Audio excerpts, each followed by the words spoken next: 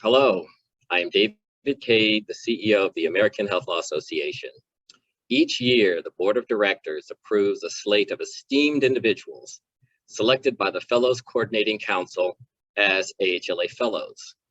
These longtime members have shown a commitment to the association through their participation as speakers, authors, mentors, and leaders. They are regarded as one of the top health law professionals in the legal community, and all have been actively participating in AHLA and the health law profession for 15 or more years. While the bios for these new fellows are posted on AHLA's website, it is just a snapshot of their many accomplishments. I want to give you the chance to hear from them personally and learn more about why they deserve the Fellows honor.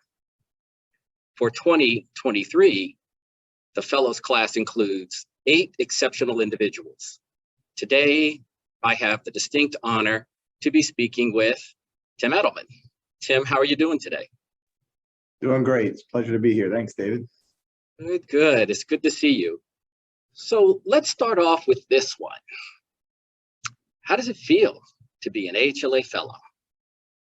It's nice. It's, you start your career young in AHLA with attending conferences and reading the content, and then you start giving back over a long period of time. And it's kind of a culmination of or a signal of a long commitment to AHLA, both my commitment to AHLA and AHLA's commitment to me. So it's a pretty important distinction, and I think it's one that I remember when it was created, thinking that it was a group of really impressive individuals. So a little humbled to be in that list, especially as I look at that list and see some of the people, but it's great to be here. And well-deserved honor, I must say, Tim. You deserve to be here. So let me take you back, invite you to go back a little bit. Why did you go to law school, and why did you select health law as a career area? There's the straight honest answer, and there's the idealistic answer. So the straight honest answer was I was a history major in college, and I didn't know what I was going to do after college, but I knew the law. And frankly, my father was a health lawyer. I had gone to AHLA conferences for as long as I can remember, and it was an environment that I knew, and I thought, hey, I really like these people. I like what they do, so I went to law school. And actually thought I would go into aviation law. Didn't think I would go into health law. But as I started doing that and doing internships, I just kept getting drawn back to health law. And everybody in my family is either a healthcare provider or a health lawyer. And so it seemed like it was a path that I was heading on, although it wasn't the one I initially thought I would be on. Well, one could say it was in your DNA and you didn't know it. And sometimes where we start is not where we finish. So right. You ended up in the right spot. Yes. So how has AHLA helped you remain connected with your health law colleagues? AHLA has been the foundation of a number of really important relationships in my life. Friends, colleagues, it's helped me through my own career. And I think, is something as basic as being able to call up some really top names out there on questions, whether it's, it's Eric Zimmerman or, Rob Nicolini or Bob Homchek, any of these guys, right? They're experts in their field, and I've had questions and they've been able to help guide me. So that part has been important, but there's also friendships, even career advice, right? When I decided to make the transition from being in a law firm to going to in-house counsel, that was a big move. I was transitioning after 15 or 18 years in private practice. I leaned a lot on my AHLA colleagues, both in-house and in law firms, to help guide me through that decision-making process. So it's been an integral part of my career success and and where I am today.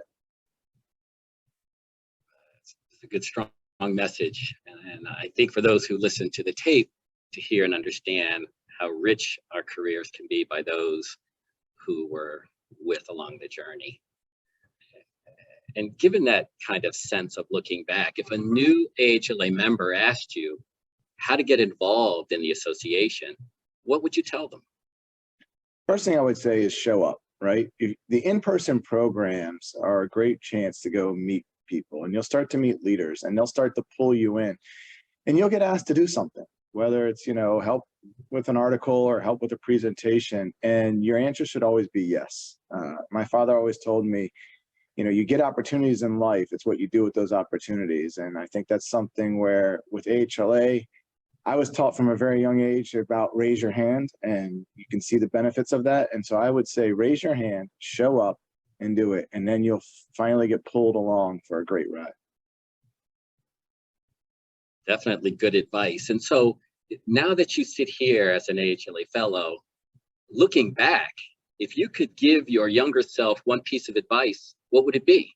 So now that you have arrived here, looking back at that history major, what advice would you give that history major early in his career as he was going to law school?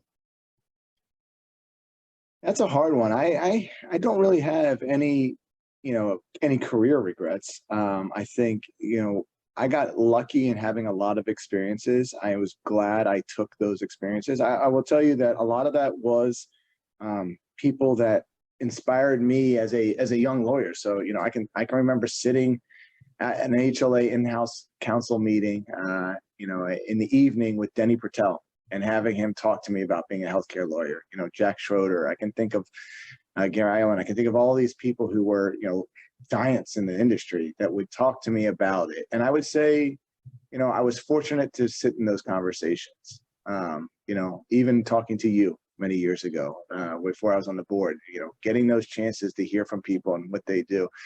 So as I look back and would give myself advice, I guess the only thing I would say is just enjoy it. It's a great experience. And, you know, I was fortunate. I was very fortunate to be there, be in person, and to develop these relationships and people that, you know, to this day, I still text on a weekly basis with my AHLA colleagues who are not anywhere geographically near me. And yet they're some close friends.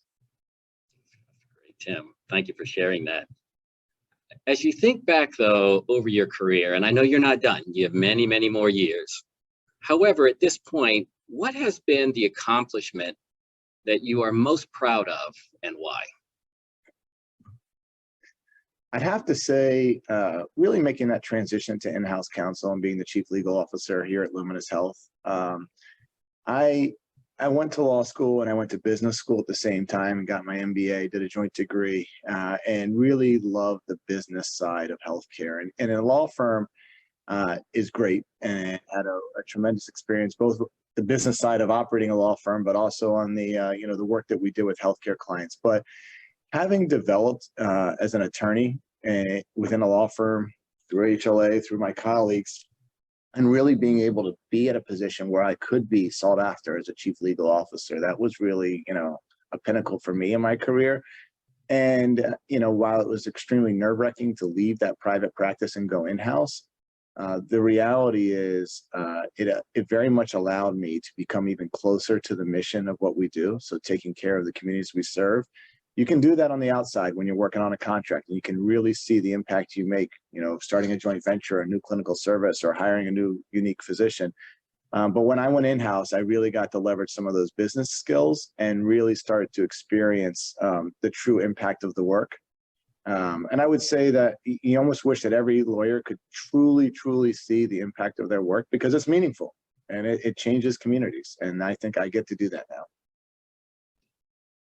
That being said, can you share what traits you feel are most important in being an effective health lawyer? In essence, how can that health lawyer be effective and see that true business side of the organizations that they're supporting?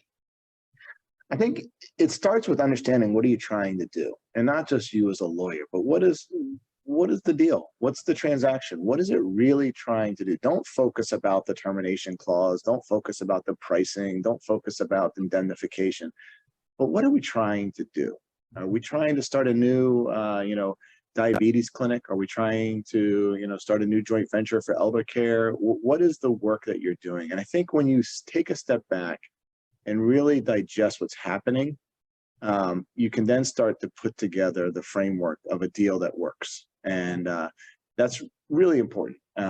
It's something that I think I did early on, but as I grew in my career and I talked to my colleagues and I saw different ways to do deals, I really started to understand what the business was, which allowed me to be a better lawyer. Good advice. That's good advice. So one of the things we want to make sure we share with the viewing audience is balance. We spent our time today not only congratulating you on a wonderful career and talking about the law and your journey in the law.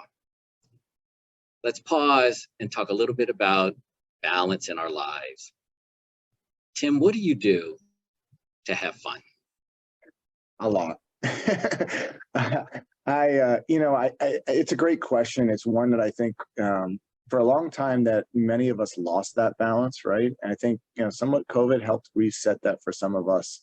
I've always been an active person. So I like to race sailboats. I like to go kiteboarding. My son's at an age now where he's playing competitive sports, and whether I'm a fan on the side or a coach on one of his teams, it's, it really highlights the weekend. I love doing that. I think it's important for us to really make sure that we find that right balance. I am 100% committed to the job, right? I will do the work till the work is, satisfied and move on. But at the same point, you have to disconnect. You have to be able to go do something. So, and a nice evening when it's breezy out, I'm on the water. If it's, the fish are biting, I'm out fishing. If it's a Maryland basketball game, I'm in the stands.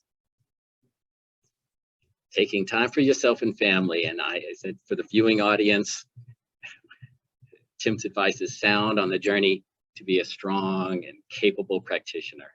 And as we end today's conversation, again, the message is balance. Have fun. Tim, you do it very well. It is an honor to talk to you today. Again, congratulations on this wonderful honor. Very well deserved, my friend. Thank you. Thank you very much. This was great.